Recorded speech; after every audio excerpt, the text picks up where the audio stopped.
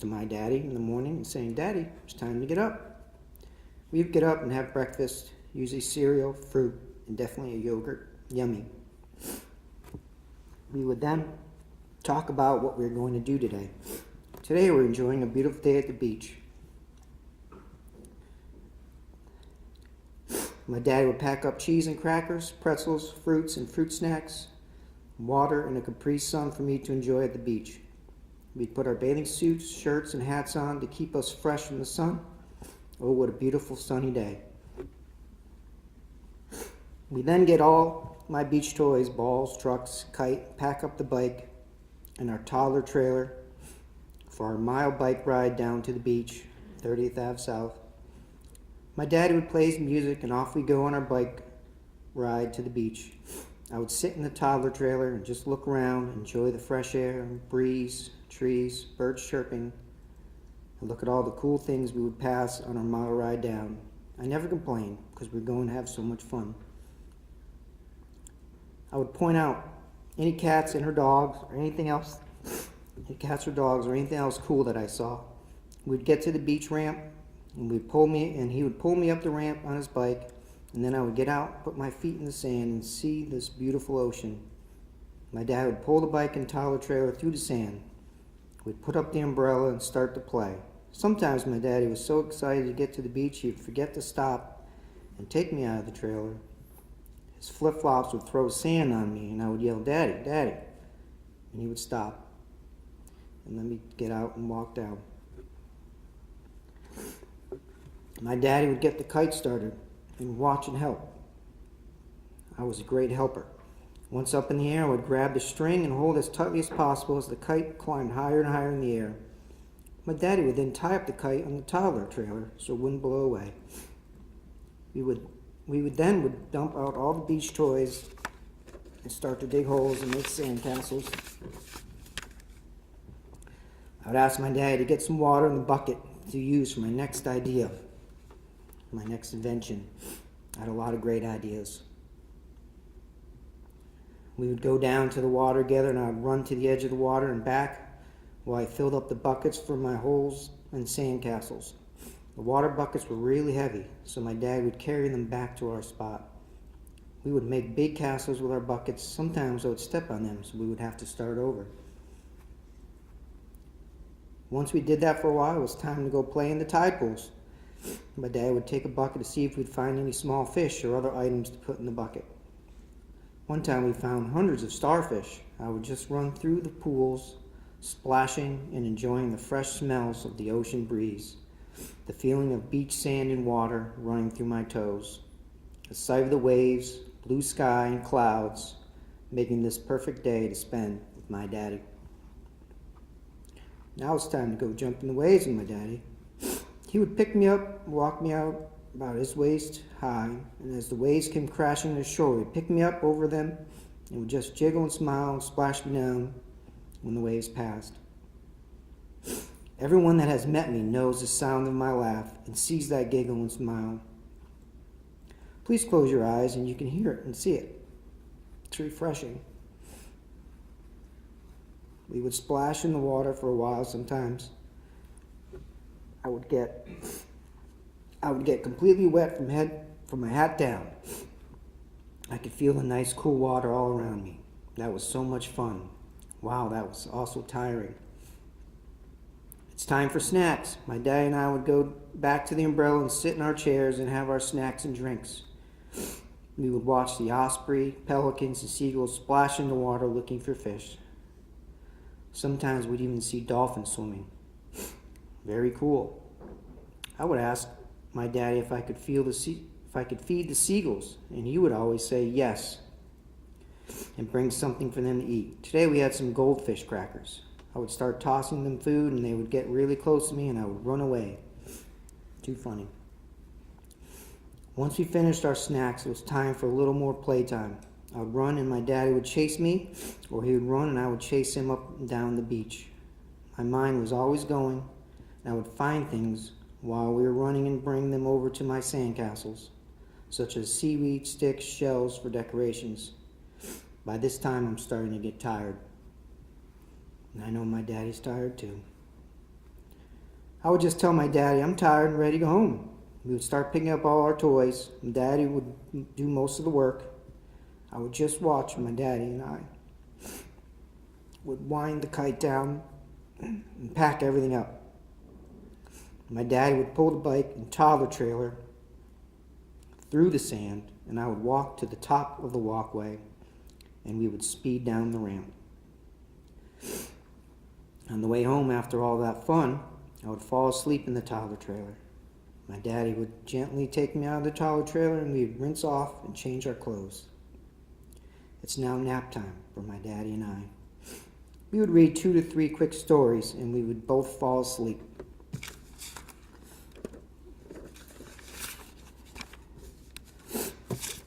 After 1.5, 2-hour nap, I would wake my daddy up to start the rest of our day. I would usually get up and go play for a few minutes while my daddy got moving and started lunch. Lunch was usually noodles and butter, fruit, and of course a yogurt. We would eat lunch and discuss what we were going to do the rest of the day before dinner. Today we decided to go into my Lego room and build Legos. I love building Legos with my daddy. My daddy would build his old Legos and some new Legos from directions so I could play with them. I used my imagination and built my own creations, and they were very cool. My daddy would help if I needed a certain piece. We would search through all the different Lego boxes to build the coolest toy. The Legos I liked to play with were Star Wars, trucks, boats, castles, and of course my creations. We would build and play for hours until I wanted to do something else. My daddy can no longer play with Legos today because it hurts too much to play without me. I hope one day he began to build again.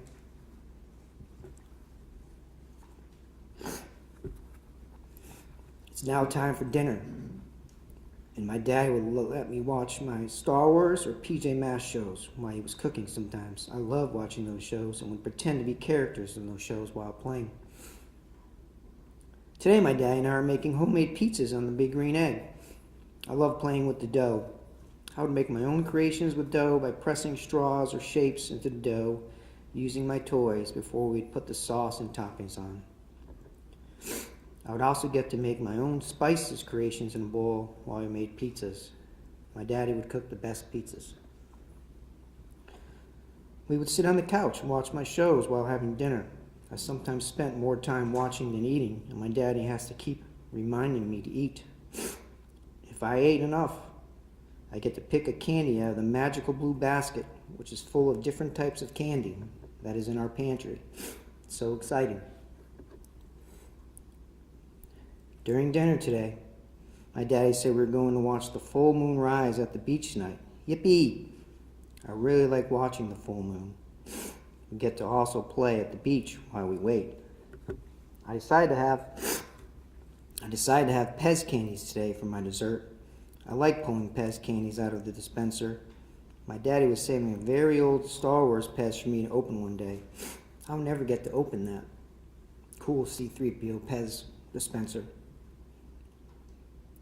It's time to go to the beach and watch the full moon rise. Sometimes Grandma and Grandpa would go and watch with us. So fun. Me and my daddy set up our chairs on the beach for the big show. We went to so many full moon rises, I even saw one come right out of the ocean and have a pinkish color. So very cool. I saw one just like that on Wednesday. Came right out of the ocean, except I was there by myself.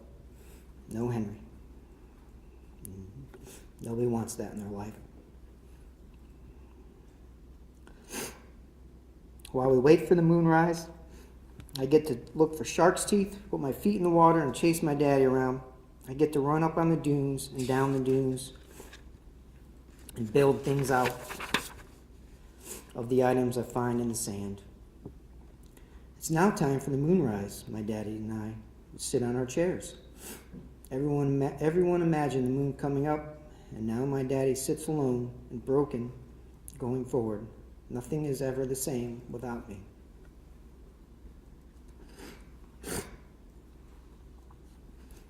We leave the beach, and I go home and take a quick bath.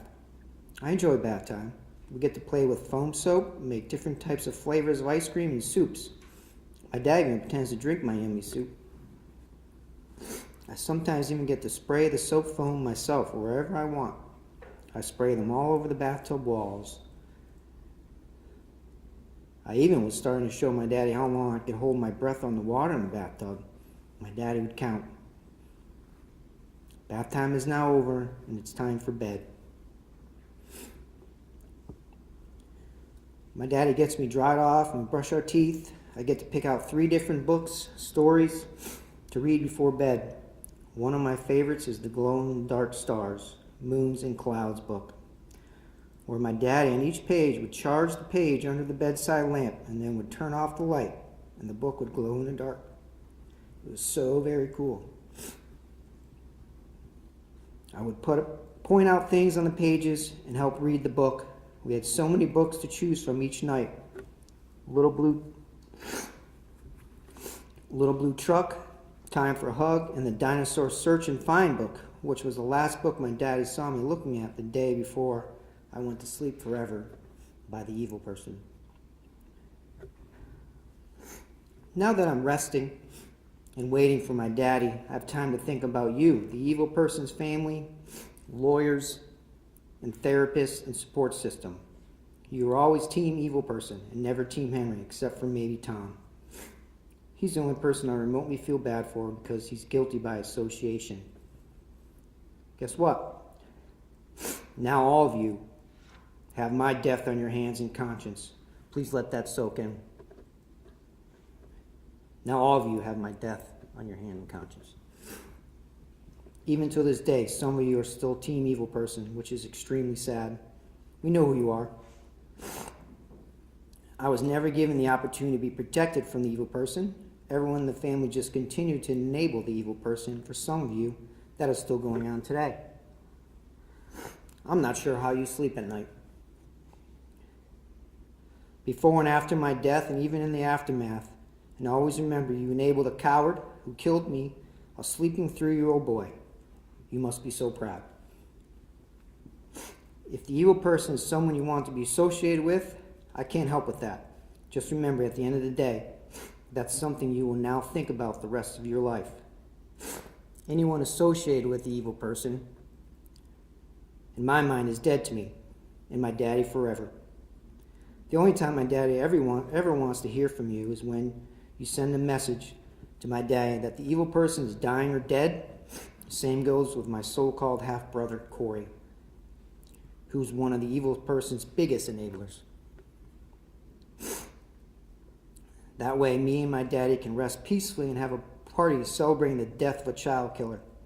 If you ever run into my daddy out in public, don't talk to him. Walk away, because nothing good will come from approaching my daddy. You'll probably wonder why. The reason is for a simple fact. You were always team evil person, even no matter how much my daddy mentioned to you something was awful wrong, you just ignored my daddy and continued to turn a blind eye and enabled the evil person. Good luck living with that the rest of your life. Changing your tune now and asking for forgiveness is too late. All your churchgoers, such as Catherine and Pete, I highly recommend you that you let go. Whoever you think is up there can't forgive an evil person like her and her associates.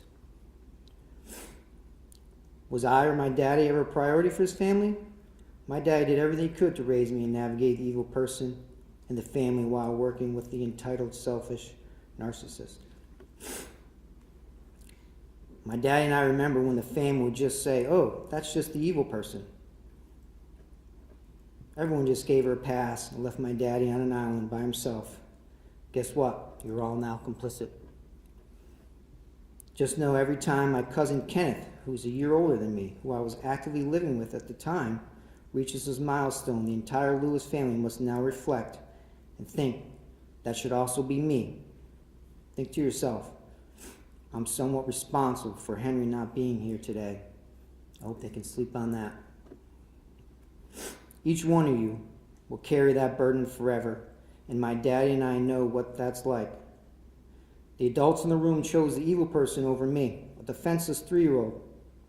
All my daddy ever did was attempt to protect me and ask for 50-50 custody, which isn't something that's totally outside of of my daddy's rights. My dad did more for me than any of you ever did combined. Your family is just like my daddy's family. It's ruined forever. My dad can now get a bit of peace knowing that you, the Lewis family, is ruined, and some of you have fallen on hard times.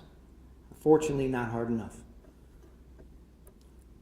You deserve everything you get, and then some, especially that fraud Catherine and her, when it's convenient for her religious Bible beliefs. One day I hope the reality sets in for Catherine and Corey, and you will one day get what you deserved, just like your sister. You still serve to this day. I wish nothing but pain and misery on you and your family. Just remember, no 1,000-year-old book will save you from that. My dad will always be fighting for his peace and quiet, while the evil person will enjoy the quiet of slamming cell doors and the smell of poop. To the evil person or supporters, it's finally time to take the garbage out. For Corey Oliver, half-brother, Catherine Robinson, aunt, and Amarna Garcia, William Melrose Kent, Ryan Ellen McFarland, friends, Pete Philippus, Mary McCarthy, Rachel Barty Edwards, the Mayo Clinic staff, child custody lawyers, Laura A. Mason, Felicia Lynn Walker, and her therapist, Etta Etlinger. Welcome to this nightmare that you helped create.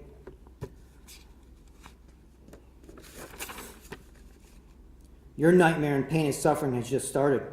When you least expect it, reminders will come to you to remind you what side of this tragedy you decided to stand behind and what you took part in and allowed.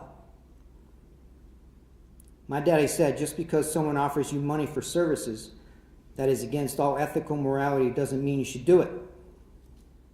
I'm talking to you, the money-hungry lawyers. Team Little Henry will be making sure you never forget what side you chose for the rest of time. Just when you think you had enough, more will continue to come. I will be resting in my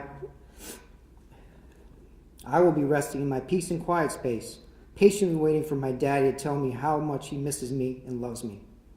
I'll be waiting for my big hug, a chance to blow up one last Christmas decoration, one more time, and to finish that bedtime story I long for every day. While I wait, my daddy will have the burden of what happened to me and his family follow him wherever he goes, 24/7, 365.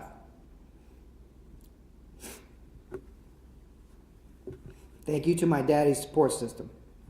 I can't thank you enough. He would not be standing here today without you.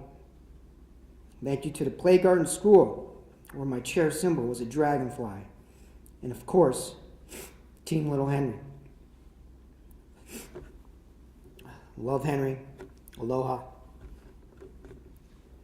Thank you, sir.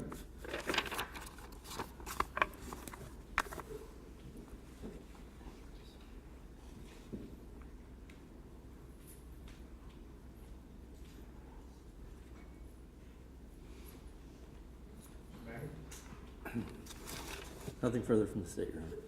Okay. Counsel, anything from the defense before the court imposes that? No, sir, we're prepared for the information. Okay. Ms. Oliver, if you will come forward.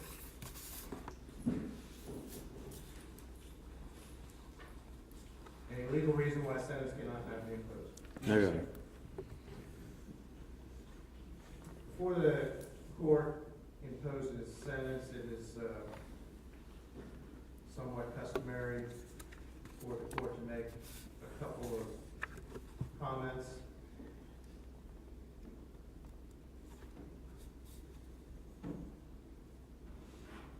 To perhaps provide words of wisdom that of course will be impossible in this case. There's no making sense of or explaining an unexplainable act. I will simply say that I am struck, and I believe it speaks volumes to the impact that Henry had in his short time on this earth on so many people.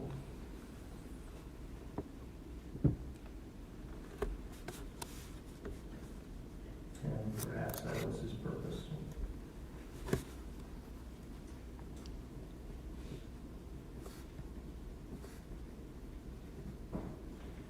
Ms. Oliver, based on your plea of guilty to murder in the second degree, it is the judgment and sentence of the court that you be adjudicated guilty of that offense, sentenced to 40 years in the Florida State Prison with credit for, Madam Clerk? 546 days time served. In the, that was count 2, Mr. Mangum, was the Your Honor, counts 1 and 3, Your Honor. count 3 indicates you guilty of the second degree felony of aggravated assault on emergency medical care worker. It's a judgment and sentence of the court that you receive 15 years in prison, same as the credit time. That sentence will run concurrently with the sentence imposed in count 1. You are ordered to pay court costs in the amount of $518. What was the discussion on restitution of the None requested. plea agreement, Mr. Mangan? No restitution requested, Your Honor. Madam Clerk, no additional fees or costs. Okay, that will be imposed. And state have an announcement on the remaining counts. Your Honor, the state would announce a null prosecuted 30 on counts 2 and 4. Anything else from the state? No, Your Honor. Defense? Nothing further. Ms. Oliver, you have 30 days to appeal this sentence if you believe it to be unlawful. If you cannot afford an attorney, one will be appointed. That will conclude the hearing.